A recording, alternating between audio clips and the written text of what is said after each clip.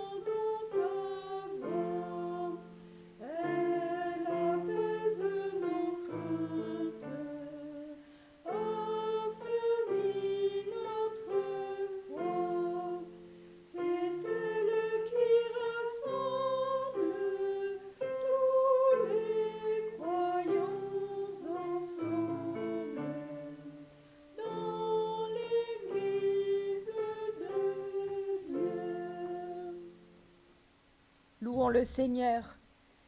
Je veux te louer, Seigneur, pour les chemins sur lesquels tu nous appelles, car chacun est unique. Je veux te louer d'être à chaque pas à mes côtés. Je veux te louer, Seigneur, pour tous les moments où je chemine, le cœur rempli de joie, et pour les rencontres heureuses. Je veux te louer, Seigneur, pour les moments où j'avance et les moments où je m'arrête. Je veux te louer parce qu'avec toi, le rythme de nos vies n'est pas monotone, parce que tu lui donnes une respiration. Je veux te louer, Seigneur, pour ta présence à mes côtés dans les moments moins faciles, pour les épreuves surmontées, les obstacles que tu m'aides à dépasser. Je veux te louer, car tu renouvelles chaque jour ta promesse. Ne crains rien, car je t'ai racheté, je t'ai appelé par ton nom. Tu es à moi. Amen. Et je vous invite à prendre au 81, psaume 81, les strophes 1, 3, 4 et 5. Psaume 81.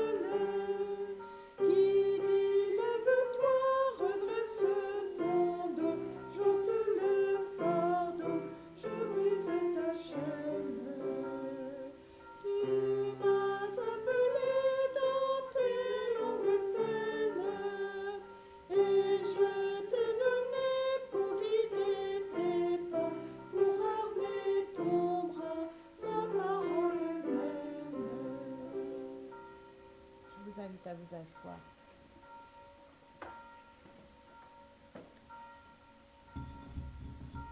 Nous nous unissons dans la prière et dans la repentance. Seigneur, nous avons souvent entendu ton appel, mais nous y avons peu ou mal répondu. Nous avons beaucoup prêché l'unité et nous devons constater en cette semaine de prière pour l'unité des chrétiens que nous l'avons peu vécue. Nous avons appelé les autres à la paix, mais nous l'avons peu manifestée. C'est là notre péché. Seigneur, pour n'avoir pas écouté ton appel, pour n'avoir pas vécu l'unité avec nos frères et sœurs chrétiens, pour n'avoir pas agi en ouvrier de paix, pour n'avoir pas accueilli ou entretenu ta lumière, nous te demandons pardon. Seigneur, pardonne en Jésus-Christ. Amen. Nous prenons psaume 25. Psaume 25, les strophes 1 et 3.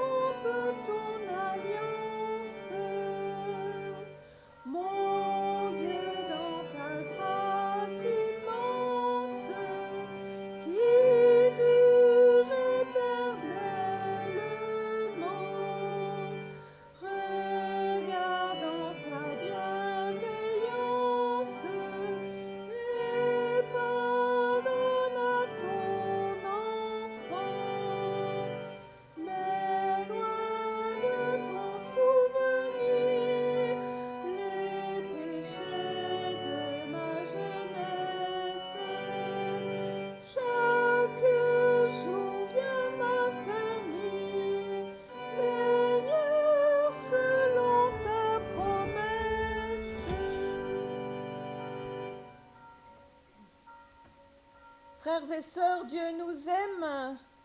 Il nous a promis son pardon et jour après jour, dimanche après dimanche, il nous l'offre. À nous de l'accueillir, ce pardon, pour l'accueillir, pour le faire nôtre et pour en vivre. Je vous invite à vous lever. Notre Dieu a offert son pardon à tous les gens rencontrés sur tous les chemins. Il te pardonne à toi aujourd'hui. Il retisse un lien toujours plus fort avec toi. Que son pardon te donne la force de te remettre en route et de marcher à sa suite, à son appel. Amen. Je vous invite à prendre au 631 les 3 strophes. 631.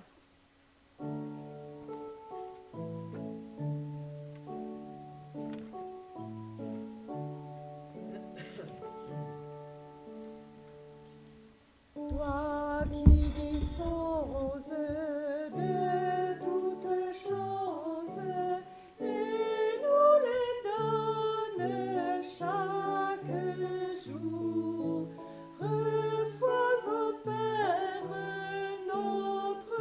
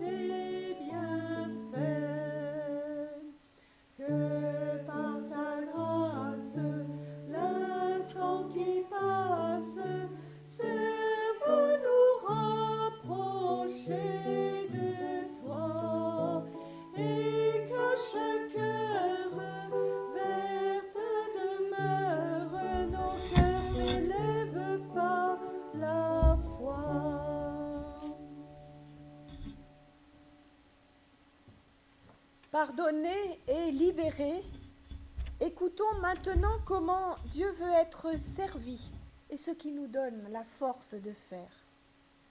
Dieu nous parle au travers des textes de la Bible. Aujourd'hui encore, il nous encourage à mettre au premier plan dans notre vie l'amour de soi et l'amour des autres. À mettre au premier plan le désir de justice, le désir de rendre service. Ce que Dieu veut, ce sont des hommes et des femmes debout, qui habitent pleinement leur propre existence. Des hommes et des femmes debout, qui marchent à la suite du Christ. Dieu veut notre bien, il nous guide vers le bonheur. Amen. Et je vous invite à prendre au psaume 1 les 2 premières strophes.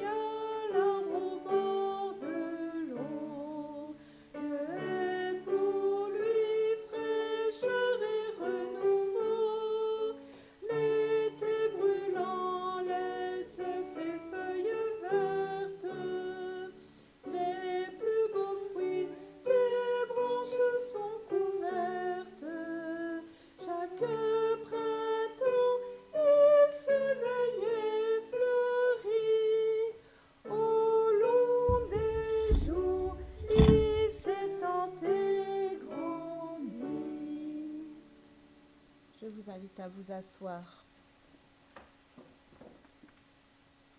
Nous prions avant d'ouvrir les Écritures, afin qu'elles deviennent pour chacun, pour chacune d'entre nous, véritablement paroles de vie. Seigneur, je veux être à ton écoute, je veux entendre ta parole, être réceptif aux appels et aux messages que tu m'adresses aujourd'hui. Rejoins-moi dans ma réalité et ouvre-moi la route qui mène à ta suite. Envoie-moi ton esprit pour faire résonner ta parole en moi. Amen.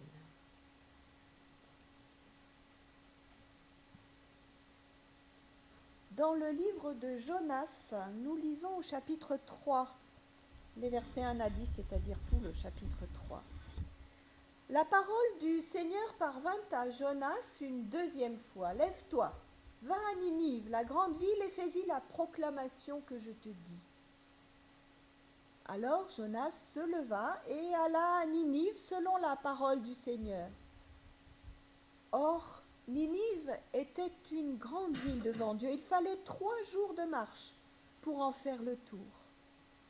Jonas commença par faire dans la ville une journée de marche.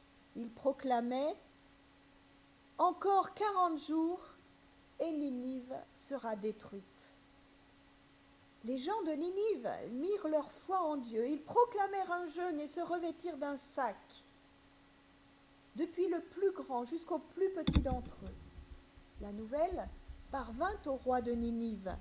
Il se leva de son trône, ôta son manteau, se couvrit d'un sac et s'assit sur la cendre.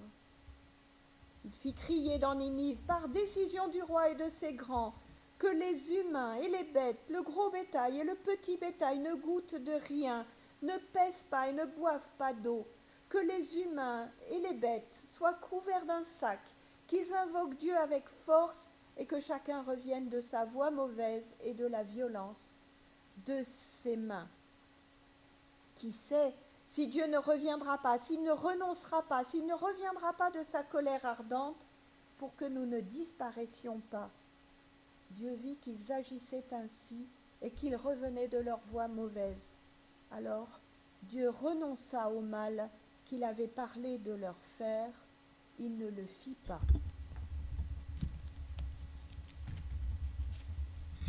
Dans la première épître aux Corinthiens, au chapitre 7, nous lisons les versets 29 à 31.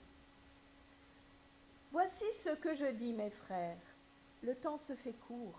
Désormais que ceux qui ont une femme soient comme s'ils n'en avaient pas, ceux qui pleurent comme s'ils ne pleuraient pas, ceux qui se réjouissent comme s'ils ne se réjouissaient pas, ceux qui achètent comme s'ils ne possédaient pas, et ceux qui usent du monde comme s'ils n'en usaient pas réellement. Car ce monde, tel qu'il est formé, passe.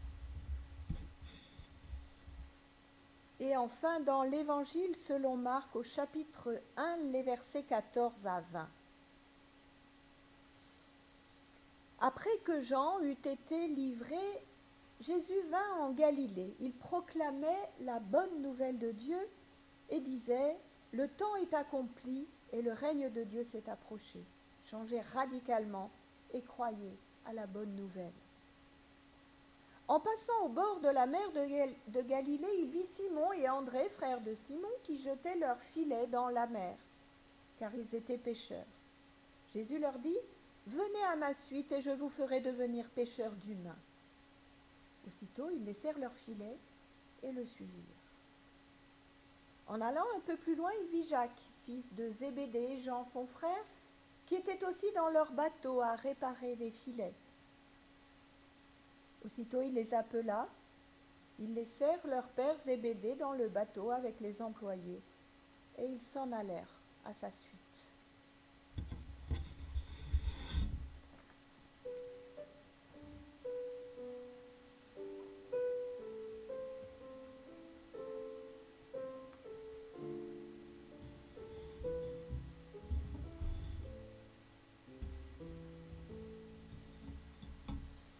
Frères et sœurs, le temps est accompli, le règne de Dieu s'est approché, c'est un peu ce que nous disent nos 3 textes du jour, et c'est ce que prêche Jésus au début de l'Évangile selon Marc. Une proclamation qui ne nous semble pas très différente de celle de Jean le Baptiste. Et pourtant, quelles conséquences cela aura et très concrètement dans la vie d'un bon nombre d'individus et dans la foulée immédiatement dans celle d'André, Simon, Jacques et Jean. Jésus passe par là, il voit des pêcheurs en action, il les appelle et ils le suivent instantanément, délaissant les tâches qu'ils étaient en train d'accomplir. Ne serait-ce pas un signe concret que le règne de Dieu s'est véritablement approché, ce oui immédiat et sans condition? Jésus appelle à sa suite des hommes quelconques, ni plus savants, ni plus près, ni plus intelligents, ni plus religieux que d'autres. En d'autres termes, il ne les choisit pas sur leurs compétences, innées ou acquises.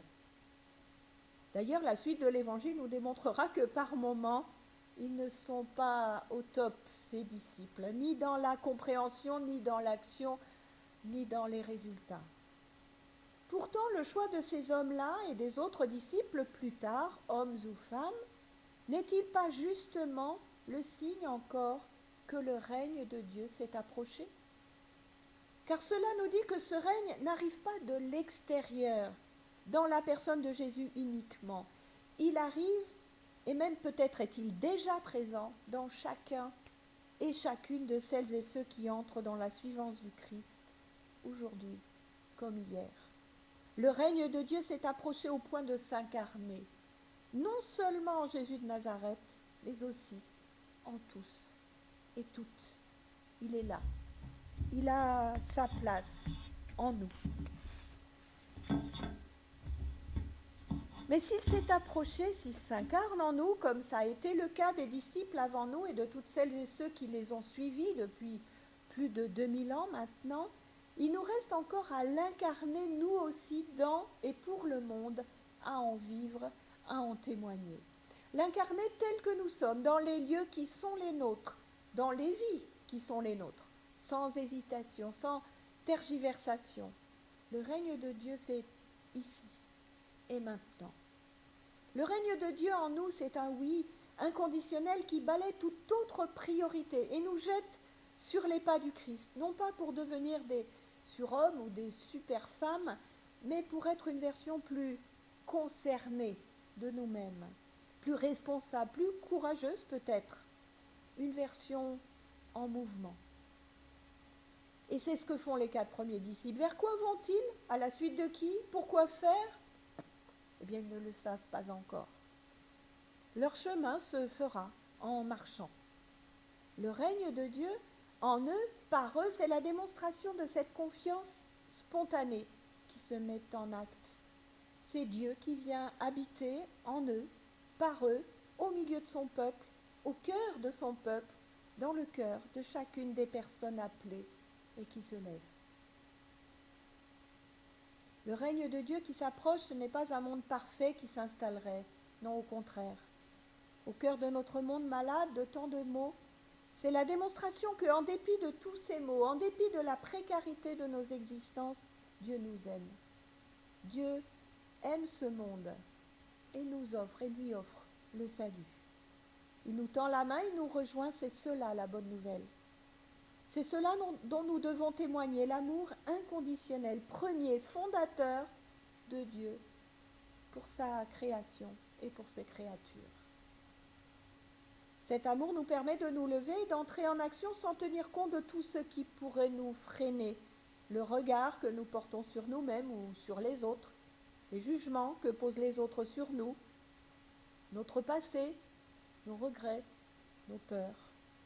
Rien de tout cela, devant l'amour que Dieu nous porte, n'a plus aucun poids. Regardons Jonas. À l'appel de Dieu, il prend d'abord, une première fois, la poudre d'escampette. Mais il finit pourtant, sans bien comprendre ce qui lui est demandé, et même un peu à son corps défendant, par prêcher la conversion. Et il découvre l'amour, la compassion de Dieu, même pour les ennemis de son peuple. Et Dieu sait que ça ne lui fait pas plaisir. Il découvre que l'amour reçu, la confiance accordée, voilà ce qui peut mettre en route sur de bonnes bases, sans plus chercher à tergiverser. Suivre Jésus, selon Dietrich Bonhoeffer, c'est lui obéir. Et lui obéir, c'est se lever et le suivre. Alors c'est bien sûr à la fois simple et compliqué. Pour les disciples, c'était lui emboîter le pas et tenter jour après jour de suivre ce qu'il faisait, disait « attendez d'eux ». Et l'Évangile nous raconte combien cela a souvent pu être déroutant pour eux. Mais pour nous, qu'est-ce que c'est que suivre Jésus? L'histoire de l'Église nous montre trop souvent combien la compréhension de ce qu'est obéir à Jésus peut conduire à des perceptions divergentes, voire carrément opposées, voire vraiment conflictuelles de ce qui est attendu de nous. Alors en cette semaine de prière pour l'unité des chrétiens, il est bon peut-être de faire mémoire pour nous en repentir de tout ce qui au fil des siècles a pu produire des affrontements, des déchirements, des combats, des guerres, des exclusions, des crimes même, avec le plus souvent la croyance d'être dans ce qui était juste. Comme Jonas qui s'attend à voir le feu du ciel tomber sur les Ninivites. Il s'est installé, même pour voir au chapitre 4, et il attend que ça tombe.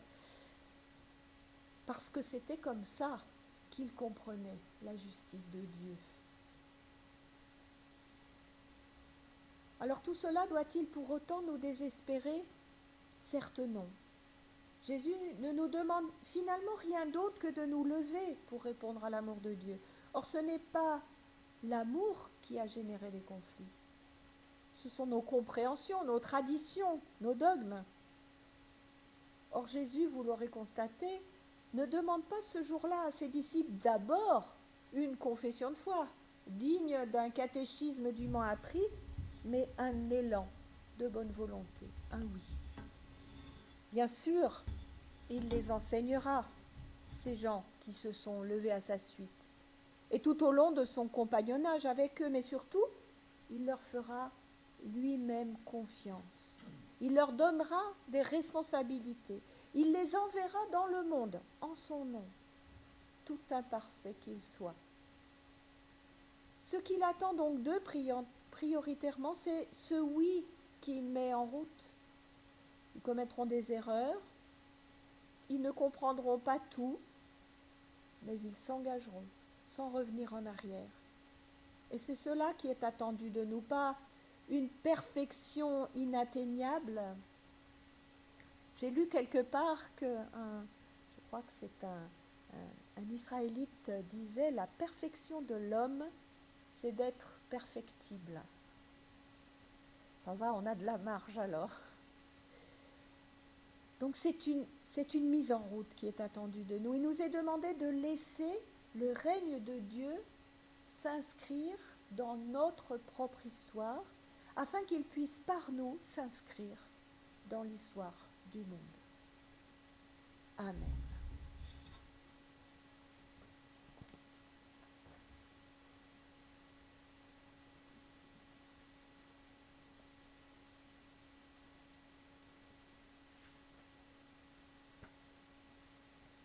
Je vous invite à vous lever pour chanter au 523 en entier, les 3 strophes.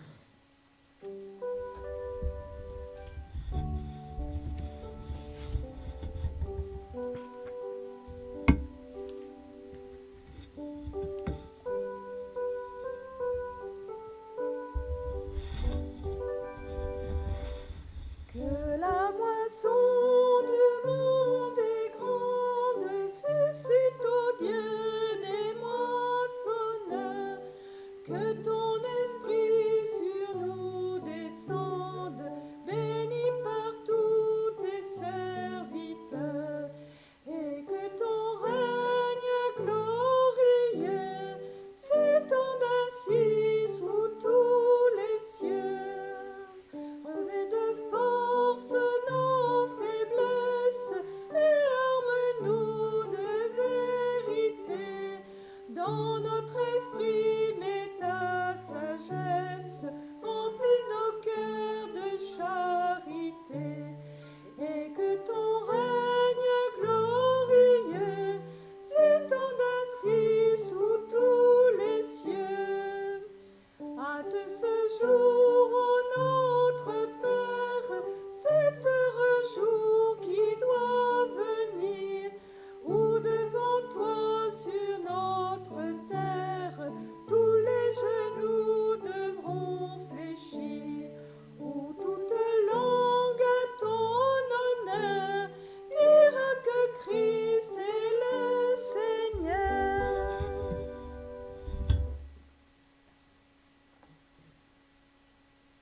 Nourris par la parole, nous confessons notre foi. Je crois en un Dieu Père, dont la parole soutient la vie des hommes et oriente leur histoire. Il est leur vie. Je crois en son Fils né parmi les pauvres, lumière dans notre nuit, premier-né d'entre les morts, il est vivant.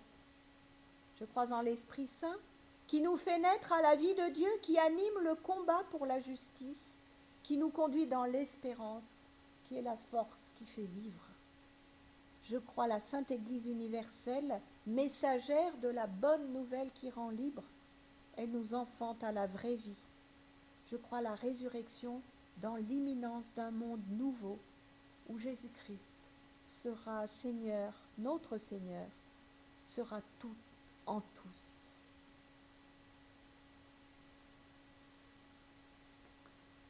Nous chantons au 259,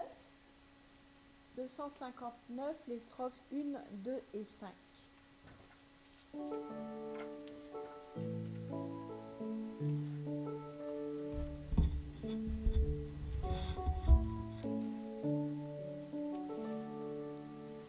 Oui, je veux te bénir.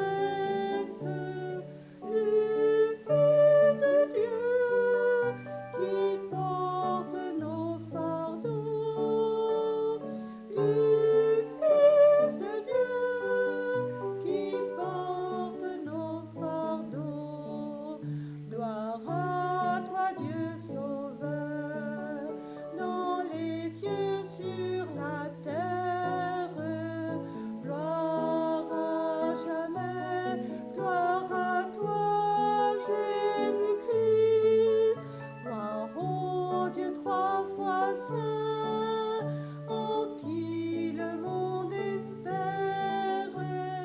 Oui, gloire au Père, au Fils, au Saint-Esprit. Oui, gloire au Père, au Fils, au Saint-Esprit. Je vous invite à vous asseoir. Alors, quelques annonces rapides. Nous sommes donc dans la semaine de prière pour l'unité des chrétiens et cet après-midi, nous célébrerons en commun avec nos frères et sœurs catholiques à Bastia, la chapelle de l'Annonciade à 15 heures. Et puis à Ajaccio, la semaine prochaine, dimanche 31 à 16 heures à l'église Saint-Pierre-Saint-Paul. Nous aurons un culte en présentiel ici le 1er et le 3e dimanche de février. Ce sera le cas jusqu'en mars et après on verra. Mais vous pourrez suivre le culte en direct dimanche prochain, si ça fonctionne. Culte qui sera donc célébré à Ajaccio, comme il l'est d'ailleurs tous les dimanches. C'est maintenant le temps de l'offrande. Notre Église est un lieu vivant. Par notre offrande, nous témoignons que nous souhaitons qu'elle reste un lieu d'accueil, un lieu d'envoi, un lieu d'interpellation.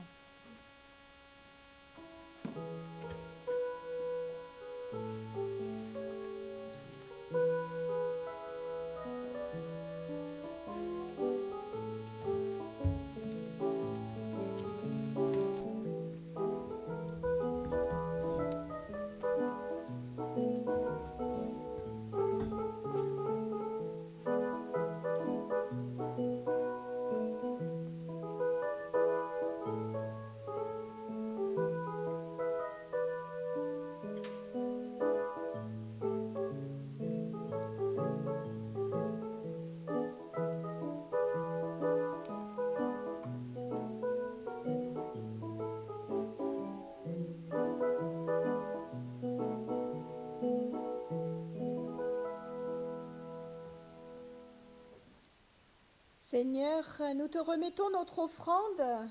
Donne-nous la sagesse et l'audace de lui faire porter tous les fruits que tu en attends.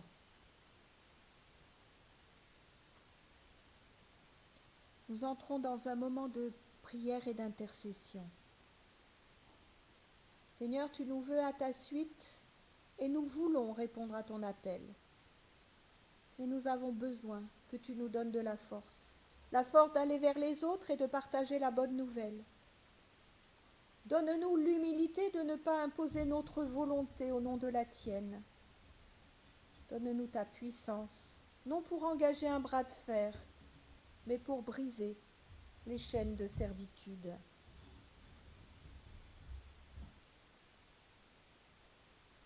Donne-nous ta vigueur, toi qui donnes et redonnes la vie, pour que nous assumions notre faiblesse et notre finitude. Apprends à tous, croyants et non-croyants, qu'être humain, ce n'est pas être le plus fort, mais c'est être en relation avec les autres. Et c'est se reconnaître toujours imparfait, inabouti. Nourris-nous de ton souffle saint, mets en nous un esprit d'amour, de consolation, de réconciliation, d'ouverture vers les autres. Et fais taire en nous les pensées qui raillent, la vantardise de connaître des choses savantes, de peur que notre orgueil ne nous paralyse dans notre rencontre avec l'autre. Nourris-nous de ta parole. Fais de nous des passeurs de mots, que de nos bouches les paroles que tu nous inspires éclosent comme des fleurs sauvages, qu'elles touchent les gens au cœur. Nous avons appris la valeur de ton silence.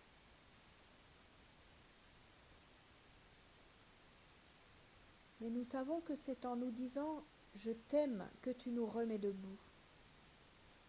Rappelle-nous qu'autour de nous, il y a des gens qui n'entendent jamais dire qu'on les aime. Des gens avec qui partager, à qui témoigner de ta présence et de ton amour. Alors nous te remettons toutes celles et tous ceux qui auraient besoin de t'entendre leur dire je t'aime, parce qu'ils sont seuls, malades, en prison, dans la détresse ou l'angoisse. Nous te nommons celles et ceux que nous connaissons dans le silence de nos cœurs.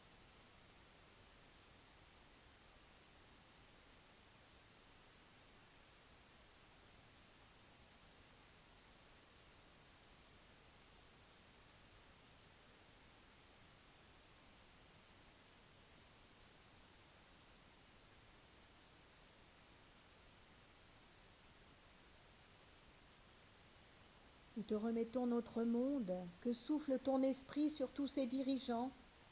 Nous te remettons nos églises, conduis-les sur le chemin de l'unité, qui n'est pas celui de l'uniformité, mais celui d'une fraternité vécue.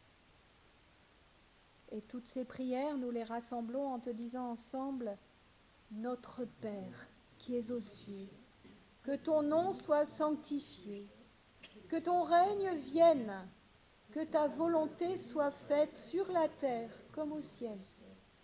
Donne-nous aujourd'hui notre pain de ce jour. Pardonne-nous nos offenses, comme nous pardonnons aussi à ceux qui nous ont offensés.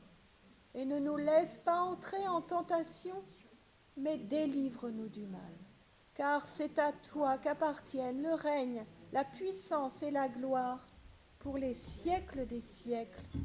Amen. Frères et sœurs, je vous invite à vous lever pour entendre et recevoir une dernière exhortation ainsi que la bénédiction de la part de notre Seigneur. Frères et sœurs, notre cheminement est toujours porté par une promesse, la rencontre avec Dieu, son appel qui donne sens à nos vies. Cette rencontre se fait dans le tissage des paroles humaines qui disent un peu qui est Dieu. Dans tous les visages d'hommes et de femmes en qui nous reconnaissons un frère et une sœur en Christ. Dans tous les mots de la Bible qui disent l'amour de Dieu pour notre monde. Alors, remettons-nous en route à la suite du Christ sur les chemins de nos vies. Au Moyen-Âge, un prêtre nommé Patrick a arpenté l'Irlande pour évangéliser ses habitants. Il affirmait « J'avance sur ma route avec la force de Dieu comme appui, la puissance de Dieu pour me protéger, la sagesse de Dieu pour me guider.